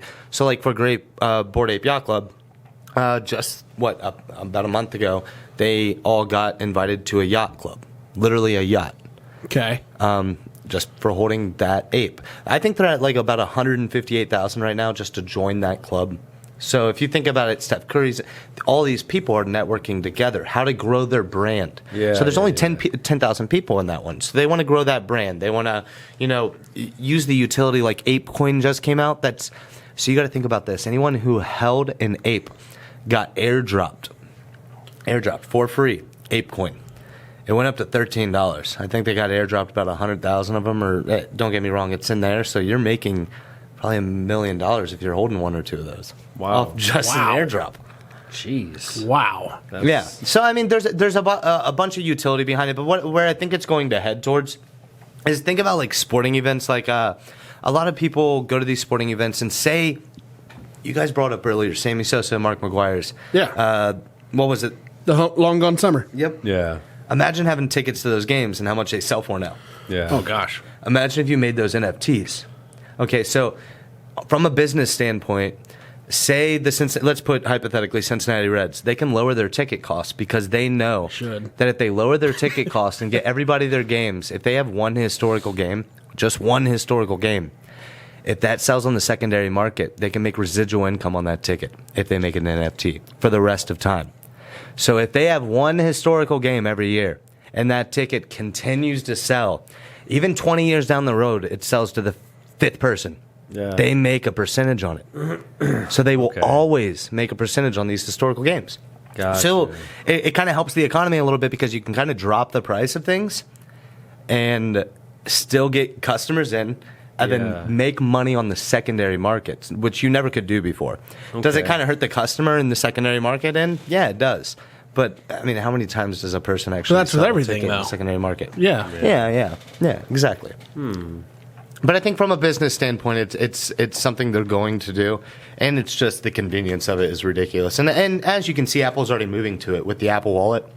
There's a reason they're doing that.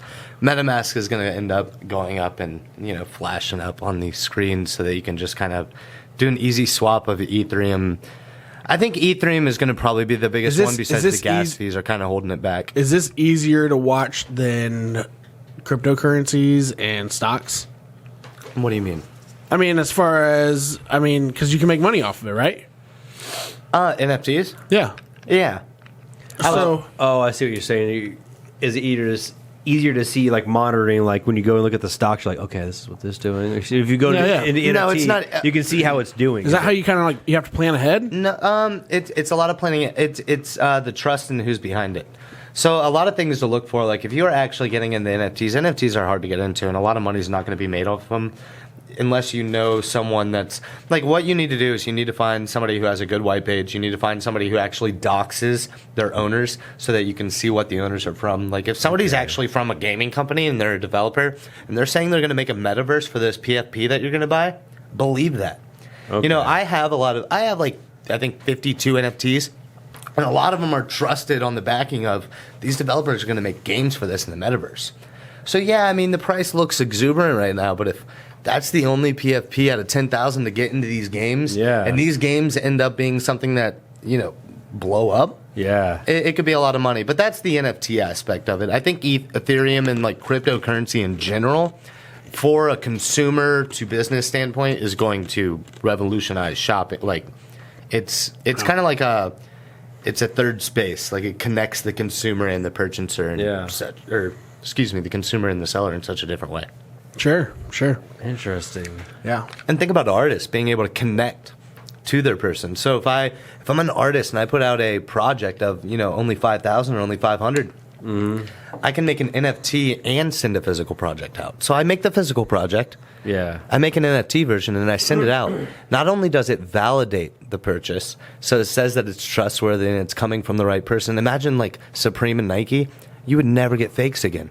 If I actually go to a store and I bought a Nike shoe with my MetaMask wallet, you'll see where it's coming from. You see where it comes from. Yeah. Everything's it's decentralized. Gotcha. So everything's a blockchain. You can no more fakes.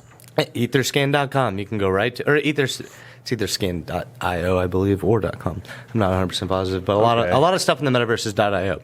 Pretty much you go to it and you can literally track and see what wallet is sending from where. Yeah. And a lot of people, a lot of big purchasers, and NFL teams are already starting to do it. Dallas Mavericks already took in Dogecoin. Cuban's already ahead of the game. Yeah. I think it just makes sense to do it. They're going to make money in the long run. They're going to be able to sell it shorter and broaden their audience. Because if you lower your price, you're going to broaden your audience. If you broaden your audience, you're more likely to hit historical things. Yeah. If you hit historical things and you sell them on the secondary market, you're going to make money off of things that you've already sold in the past, and you're going to be able to continue running. That translates to what we do as a business with RMG. You know, we're selling things at small business type costs because we're hoping for the volume of a lot of clients. Yeah. You know, we want that broader audience. We're not trying to be niche. Exactly. No, we're going small price, larger crowd. Yep.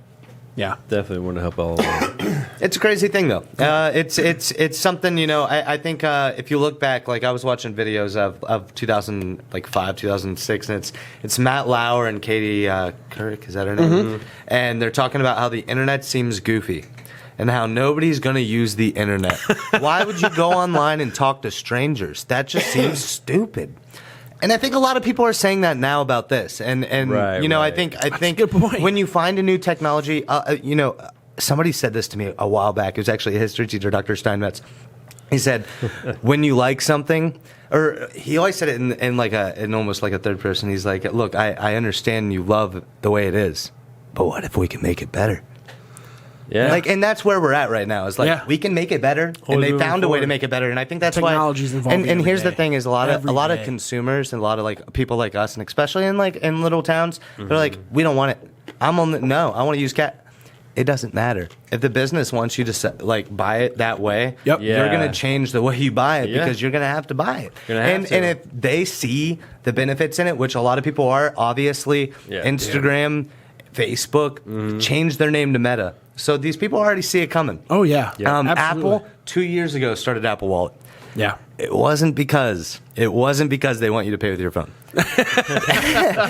It wasn't. It was just it's to start that transition. Right, They're smart people. They want us to get used to it in very little bits. The future's now. And it's nuts. It's nuts. I don't want it to be there, but it's there, and it's crazy to live in see it coming. That time. It's something you almost have to be involved in because it's going to happen. It's going to be in front of us. Yep. I agree. And a lot of what you said translates to what we do. Because, you know, we deal with a lot of clientele or potential clientele for digital marketing who are stuck in those old ways of, I don't need social media. I don't need internet marketing. Why do I need that? Everybody knows who I am. Who's everybody? Yeah. You're talking about people that live here? Bro, how much are you trying to grow your business right now? We're just trying to keep. Don't even know what SEO is. No idea. Yeah. Yeah. You know, so you know, when we come in and people see what we do, and then it's like, oh, I didn't know I could do that. But that's a great thing to do because I think the biggest thing is people are unaware of it. It's not that they don't necessarily like it, and they're not. I don't think a lot of people are even scared of it. Like when I worked at ADP and I did that kind of business counseling thing. You said it perfectly though, just a little bit ago, where you said, you know, small towns are more. I like how I'm doing things now. Don't change my ways. It's the tradition, and I understand that. But again, when it helps everybody move forward, like it's like credit cards. You know what I mean? Yeah. It was so easy, so convenient. You still have people in small towns that only accept cash. It's too. Yeah, I agree. It's going to be, and you know, I don't think they're going to get. But how many banks issue a debit card though anymore? All of them. And that's the thing is you know what I mean? Yeah.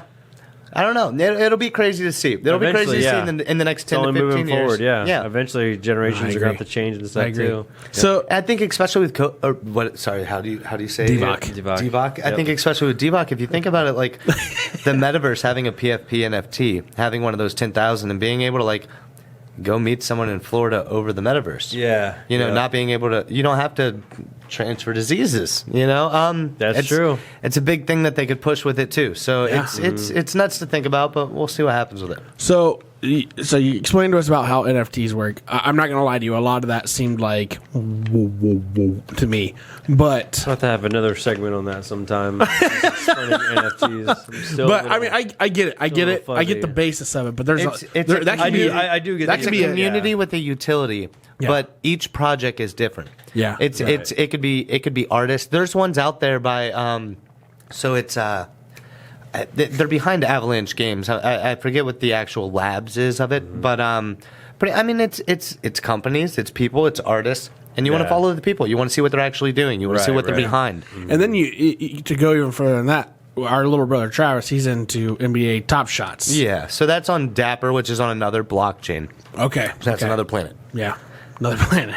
That's Whole what's another crazy. conversation. That's what's crazy about crypto. Like when you talk about Ethereum's on the Ethereum blockchain. When you talk about Matic, it's on the Polygon.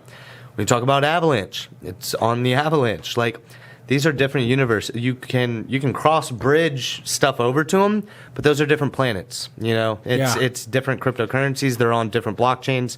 You can't track them towards each other. It's That's different. interesting. Yeah, That's very interesting. Yep. I had no idea it was like that. Yeah. No idea. Yeah. That's crazy. I mean, I thought it was all pretty universal, but it seems like they have their own little worlds.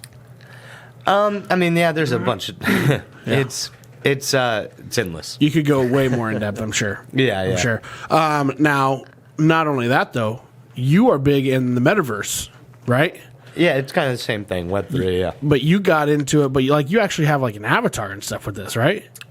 I mean, I have those are the NFTs, so PFPs, yeah. But I have some that are actually in the worlds. So I used to have like a Treeverse, which anybody out there who does actually crypto knows what a Treeverse is. So I had like a Treeverse plot of land with people on it. Yeah. So I did have some metaverse. Okay. I don't understand any of I that. had like DeFi. So like DeFi Kingdoms. So here's the cool one. Adam is just listening in right now. I'm Like, just taking it he's taking it in. as possible. Yeah, I know. I'm right there with you. Not though. saying I don't understand. I mean, maybe it'll all come together eventually. Yeah, we got Probably not. No. Times are changing out there. Back in my day. right? So yeah, explain to us how this metaverse actually works. I have a. I don't know if we have enough time for that. So no, I'll be. So there's one that's really easy, and it's kind of like a red jacket, they call it green like- jacket. Who gives a shit? They call it like it's like a DeFi. So it's called DeFi Kingdoms, and what it does is how I was talking about the different planets. Yeah. It uses a game to connect those planets. Okay. Okay. So I can go into the game and I can mine. Okay. Here's what's cool. So I actually put money into it. Yeah. And you make money twofold. Because you make money while the game mines per APR. So if you have your money in a bank, get this. Yeah. I hate this. Actually boils my blood, and I'm sorry to say this. A bank in the United States, 0.005% is what you get back APR. Right. DeFi Kingdoms. Granted, the money is going to be, very volatile. The jewel price, which is the money token within the game right now, is at like $5. It could go up to $20. It could go down to $0. I could lose all my money. But at the same time, the APR within the game is $5,000. Okay. So you're making like $20 a day in that. So yeah, I just going back to that. You can make pretty much you can make a pretty penny. Doing it, and it's not to say that one is correct because it's very volatile. Yeah. You could put your money in one, and you have to do your own research. You really do. There's a lot of fudders out there. I don't know do you guys know what even fudders are? So fudders are people who spread fear, uncertainty, and doubt within the Discord communities. Okay. And this is literally a whole crypto thing. Yeah. You have to be live in the Discord communities. You have to be active. You have to be knowing what's going on, and yeah, so pretty much with DeFi Kingdoms, it's kind of like a bank on the metaverse, and it bridges these different planets. I'm going to call blockchains planets, so you guys can understand that they're just separated. Right. But it bridges them together, so it's kind of cool. So I have a character in it, and I can mine. So I can mine and actually make money. It's like $5 or $2. It depends on the price of jewel and crystal, which are the token. So get this: this game has 2 tokens within the game. One's worth $11, one's worth $5, and I can mine them. Okay. So you're making money twofold by putting money in the game, and it's called an LP split. And I don't want to go too far into this because it's nerdy what I'm thinking as of. crazy. Have you seen the movie Ready Player One? Yes. So the metaverse itself it's going to build up to that, I would say, but it's nothing like that. This is right now it is pixelated banking. Right. Well, That's all it I is. think you showed, or maybe you showed me, or one of you showed me where it looks like a little, like old Zelda looking like pixelated stuff. But like from what you're describing, if you've ever seen Ready Player One, it's literally like a virtual reality thing. But literally, you can lose if you die in the game, or like. I mean, you don't die in real life. If you die in the game, you lose all your money in real life because that's like the big thing, like meta, or I think in Ready Player One it's called the Oasis. And it's all connected. He's actually in Columbus, Ohio, too. Yeah, exactly. Yeah, Columbus, Ohio, and but they do have different planets, but you can go all sorts of planets where you actually can go to like a casino planet and win real money, or go to it's not necessarily like that. So blockchains are. But I get what you're saying. I get what you're saying. So hopefully, eventually, we'll get to that. That would be amazing. This game is literally like you go to a. It's so simplistic. Just not the world. It's all. Right. It's literally just banking. It's not GTA. It's a new form of banking. Right. That's all it is. I gotcha. That's all it is. To simplify everything, it's a new way of banking. Gotcha. And you got to be very careful with it. And you definitely have to do your own research. But if you can find developers and you can get into, that's why NFTs are good. Because the only reason I found the DeFi kingdoms, the only reason I found crypto raiders like these ones that I'm in, is from buying this creature world from this guy named Danny Cole, who was on Vice. Okay, so I saw him on Vice. I was like, this dude's cool. Like, I'm going to look him up. And I looked him up and kind of found a rabbit hole of him. And he was this artist that just made these wild creatures. It was called Creature World. It was pretty cool. It was crazy. And then all of a sudden, I saw that he was coming out with an NFT. So I bought it. And how much was it? When I bought it, it was about $300, $400. It's up to like $1,700, $1,800 now. Oh, wow. But here's the sad part. Last year it was up to like $8,000, $7,000, but I didn't sell it because I saw the value in keeping it, which I still see the value in keeping it because of the advice I get from these dudes. Right. These dudes are all connected with other people within the NFT community, and they're telling me like DeFi Kingdoms is a trustable bank. Like, go to them. So then you can move your money in certain positions. Who will buy these NFTs? Other collectors? What do you mean? Like for the like 10,000, if you were to go a lot of flippers, a lot of bots, but collectors mostly, people that are getting into it. So you got to think like Danny Cole right now. He just sold all of his original prints on Office Magazine, which is a huge magazine in New York. He was at the fashion show, which he created. I forget what it was. It was like it's like this big water park for Creature World. It was like people were like running and jumping through this not a water park. It was actually like a big adult blow up balloon. You know those like bouncy houses? Yes, bouncy. Yeah. There we go. Sorry, I could not get that out. But yeah, so it was a big old bouncy house. But he's just known throughout like that area as like a creative artist. So it's like finding people like that and getting behind their NFTs and getting in those communities where people are sharing the information. Because these Discords, so what you have to do is it's called collabland.com. You actually, to get into the Discord, you have to have the NFT. And the NFT, you go to collabland.com and it reads your MetaMask wallet, and then you get encrypted code to join the Discord. So then you get into the Discords to actually talk to these people. Huh. Okay. Yeah, and that's why Gary Vee, if you follow him at all, he has VeeFriends. Yeah. So VeeFriends is like 14, 15 Ether right now. I could be off, but last time I checked, I believe it was around there. That's a lot of money. Yeah. And it's because the information in the community it's like what? That'd be close to $40,000, $50,000? Probably more than that, $70,000? 3,000 times 12 or 15. Yeah.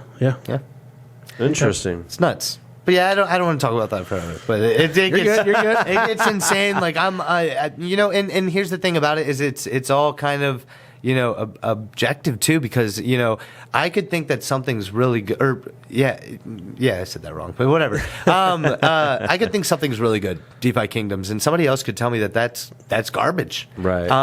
But I could win in the end. It all seems like it's still new and ever growing. All very new, and that's why a lot of people are saying jump in it now. You're right, because a lot of these PFPs could be nothing, but PFP, what that is it's an NFT that's a picture profile picture. Right. Okay. That's all it is. And what those PFPs are going to sooner or later be, what these developers are promising to all these people buying these, is a character in the metaverse that they create.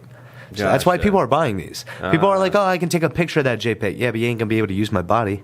Gotcha. You know what I mean? Like, you can take a screenshot all you want. You're not going to get the utility of my body with this picture. Like, cool. You know what I mean? Interesting. It's a lot more. See, I don't know anything about. So this is the first time really kind of explaining. But it seems now that I know a little bit more. very in-depth. There's utility behind it. There's a lot more utility than a lot of people think. A lot more. I mean, you can go pretty. The deep, community itself is worth them. Like I am a very stingy guy with my money. I don't buy I got into that community because I knew it was a bunch of guys. There's a lot more to it. It was a bunch of people that could help me out. Yeah, and so far they've helped. So, awesome, man. Yeah. That's cool. Yeah. That is sweet. In other news here, a man sues a hotel alleging he lost his hearing after a cockroach crawled into his ear while he was asleep. I mean, that gives me the heebie-jeebies. I mean, I'm sure that's bad, but they say we swallow like 5 spiders, 20 spiders or something a year. Do you know that Hershey's chocolate has protein written on the back of it? Chocolate doesn't have protein in it. It's because they say the spider legs they cannot contain from the item. Oh, that's terrible. Yeah, that's the protein that you get in your chocolate. I will stick to Reese's. I'm sure Reese's has it too. I just read about Hershey's, but I'm sure they all have it. Ruining this for me right now. I'm sorry. It's one of those weird facts. I gotta really start reading my packages. At least 17 different LA gangs are targeting and robbing the rich and famous. Police say they had 165 break-ins last year to rich and famous homes, and already 60 so far this year from 17 different LA gangs. Jeez. Buy guns. Yeah. I mean, that's that's true. That's what does it say? Why they're just like, yeah, this is all initiation. A lot of it is actually what it detailed in the article. A lot of how this is happening is actually they actually follow them home. And they usually wait for normally a woman. Terrible. And what they do is when she gets out of her car, the minute she opens up her door, they bust through the door with her and basically hold them at gunpoint. But this is like in the last when? So last year they had 165 break-ins with basically rich and famous people. Is that celebrity more homes. than the year before? Yes, it was by 60%. Good God. So like what's going on with what happened? Why? From 1 year, it blasted off. Last year it blasted off. Why? I don't know. Okay, I was just curious, Mike. And this year It's goofy. this year it's on track to do even more. Well, hey, before you go into your door, make sure you turn around with some nunchucks. Right? Some I feel like caps. they should do. Have you guys ever seen the Jackass with the hand slap? Yeah. They should have that at their door. As soon as they walk past, just bop. As soon as you walk through, it's a giant hand. So anyone behind you, Anybody- getting yeah, smacked, you're just screwed. Close the door. Lock it. Yeah. Welcome. Cuba Gooding Jr. You guys remember Cuba Gooding Yeah, Jr.? Men yeah, of of Honor. course. Snow dogs. Hasn't done something. What was that underwater movie with the? Yeah, Men of Honor. That's a good movie. Yeah. Yeah, so he is avoiding jail time as he pled guilty to forcible touching charge. Apparently, 3 different women have tried to sue him for touching their breasts in public clubs. So, and he pleaded guilty just recently. So, but he avoids jail time by doing How so. much did the Browns try to pay him again? The Browns.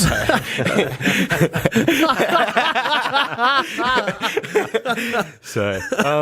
Nice little Watson joke there. Damn. That's funny. So we all know Tom Brady is returning to the Buccaneers, right? Yeah. Mm-hmm. So and that he, that he basically reneged on his retirement. Yeah. So there's more to that story now. Okay. Apparently, Tom Brady is reportedly returning to the Bucs because his plan to join the Miami Dolphins front office didn't work out. So Is that true? So yeah, this is all true. So here's the story: the Miami Dolphins were actually going to hire Tom Brady to come back to the front office, And they didn't. as GM, and they were also going to hire Sean Payton to become coach. Okay, so they were going to become like this duo that they Powerhouse. were. They were going to Jeez. be this powerhouse duo, and then Tom Brady's his plan was to go GM for a year and then come back and play the very next year. After the Brian Flores thing, where the Brian Flores is a black coach for the Miami Dolphins, so he didn't sued. He's suing the Texans, the Browns, the Texans, the Giants, and the Dolphins right now because they for interviewing a minority. After that happened, Tom Brady pulled the plug on the whole thing. He was like, nope. And then he returned to the Buccaneers. Man, I didn't know all that. I didn't know that at all. Yeah. It's a pretty big story right now. So Tom was just like, nope, got a couple more years in me. Yeah. It's a lot more than insane. that. That is. Isn't it? That is, Crazy? dude. I had no idea about that. Yeah. He was planning this whole big thing or whatever. And then when Brian Flores is like, oh, I'm suing over this minority rule, the Rooney rule, you know? Yeah. And Tom Brady was like, I don't want any part of any drama. So, nope, pull the plug. Hey, so make sure you put all your bets on the Bucks winning next year. Super Bowl.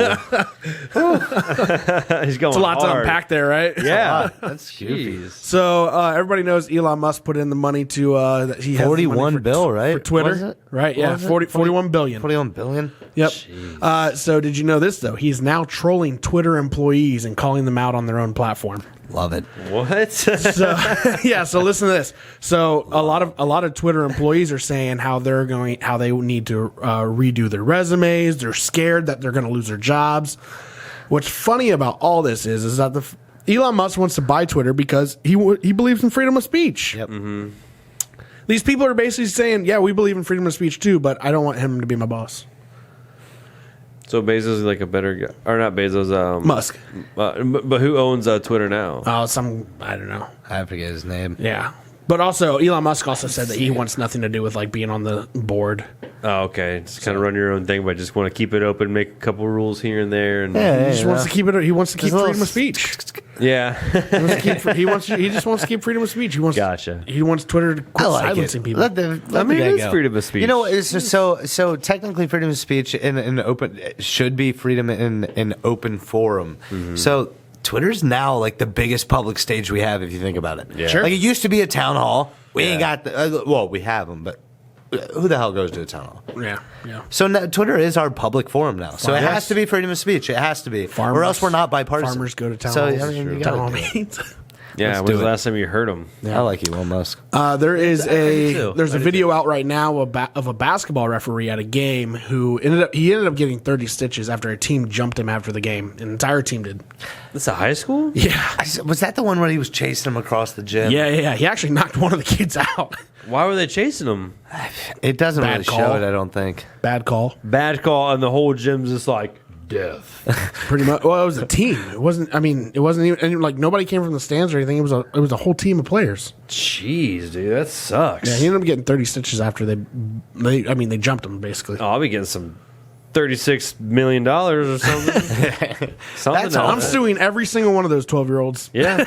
Yeah, what do you even do? What can you even do at that point? Nah, You got your butt kicked by a bunch of 12-year-olds. Like, you're pretty much just, Yeah. you're like I don't know. Yeah. You're like Where were the parents? the worst of the worst. Where were the parents? It's like, point your parents, I'm going to go whoop their ass. Yeah, that's the only thing you really could do is like Yeah. just. The other thing is that there was two other referees there at the game. They did nothing. They just They're watched. like, oh, Jimmy had it coming to him. sex to sick. Yeah. I'm not getting So you that. guys know Charles Darwin, right? Yes. Okay, so two of the naturalists' notebooks went missing over 20 years ago. They were recently returned to Cambridge University anonymously. Okay. What?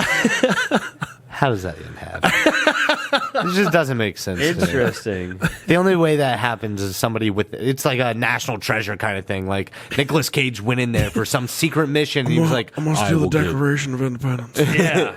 I'm gonna steal the Declaration. How of can you? Independence. How can you get away with that? They try. They Those probably had to be locked. That like it's like those can't be. That's not an easy task. Nah. They probably try to get rid It's of not it. like going into your neighborhood diamond shop and breaking a piece of glass. They and, try like, probably try to win. pawn that or something. They're just like, there's no way. Dude, somebody held on to those for 20 years. That's wild, dude. Couldn't Or maybe sell someone, them. maybe someone had them, and then finally they're just like, "Hey, you have give those back." Imagine what those are worth, though. Especially if they've been missing for 20 years. I mean, nowadays probably Priceless. nothing. Yeah. Probably get rid of them. Karen, calm down. He's kind of smart. Darwin theory. Who knows what is Darwin theory? He said, "What?" Scientists figure out recently how vampire bats actually got a taste for blood. Wait, whoa. What's a vampire bat? It is actually a species of bat. Vampire bats are Did you actual species. eat blood? Yep. So they actually Mosquito bat. yeah. So they actually so vampire bats that's their only diet is blood actually. So the reason for this is because the scientists recently figured out they're actually missing 13 genomes that other bats actually have. They figured out that they use blood for their carbs and protein, where other bats would eat fruits, nuts, and nectar. Interesting. So Yeah. this is really, because I have seen some bats that eat bugs or whatever, but I have seen some that do eat blood and stuff. But I didn't know they actually strictly blood diet. That's crazy. It's crazy. And most of these bats are about 5 inches wide or 5 inches big. And they have a wingspan of about 7 inches. So they're not very big. Right. So Still. Pain smack your ass, bat. Get out of here. and lastly here, an ice fishing shanty, which is like an ice fishing tent, basically. Yeah. Was blown across Michigan Bay for close to a mile at 50 miles per hour at 8 a.m. The 3 fishermen are safe after it finally laid still. Oh, like they were inside of it? I thought Sleeping. but they weren't sleeping the whole time. No. I thought it just blew off of them. They're just like, oh no. All 3 of them were inside. Did they get hurt? They refused medical treatment as well. Oh, that's awesome. Then that was probably the greatest ride of their life. They probably never even touched. Oh my god, I'd be freaking out and wake up on that. It'd be like that alien ride at the fair. Oh yeah. Like, it would be great. It'd be amazing. What is going on? Why is there no floor? Is it a giant parachute? So the article did say that it woke them up. Oh, absolutely. From you feel their like you're sleep. weightless. Just flying. Top-notch blogger. It woke them up. We're not sure if they hurt. They didn't want to talk to us, but I can tell you it woke them up. Just floating in a giant kite. Of course it woke them up. for over a mile or for close to a mile. That's wild, dude. Yeah. That's so funny. That is so funny. That's Can you imagine? what a great story to tell your It'd friends. just be awful. Just like, Hold on. they said the one fisherman did say, he goes, I knew there was a storm coming. More Just than they couldn't bargained gauge the for. wind. Yeah, I guess not. Then batting the hatches down. They didn't do anything. They just fell asleep. Right. Well, hey, Trevor, we want to thank you for coming on the show tonight. You made me eat chocolate. brother. You made me eat sour stuff that I did not like at all. Burned my mouth. The sour wasn't that bad. Those chocolates. Sours were good. Oh, the chocolate was awful. The chocolate was awful. It was, terrible. Oh, God. It's so burning my insides. But hey, man, we want to thank you for coming on the show. Love you, brother. absolutely. Yeah, thank you guys for having me. I appreciate Absolutely. it. I really appreciate it. Absolutely. As always, we want to thank Clue Studio for sponsoring the studio and RMG for sponsoring the show. You can find us wherever you get your podcasts, Spotify, iHeartMedia, Apple Podcasts, Spotify, and YouTube. Get them all. Got them all. Get them all done. All right. Hey, everybody take care. Happy Easter.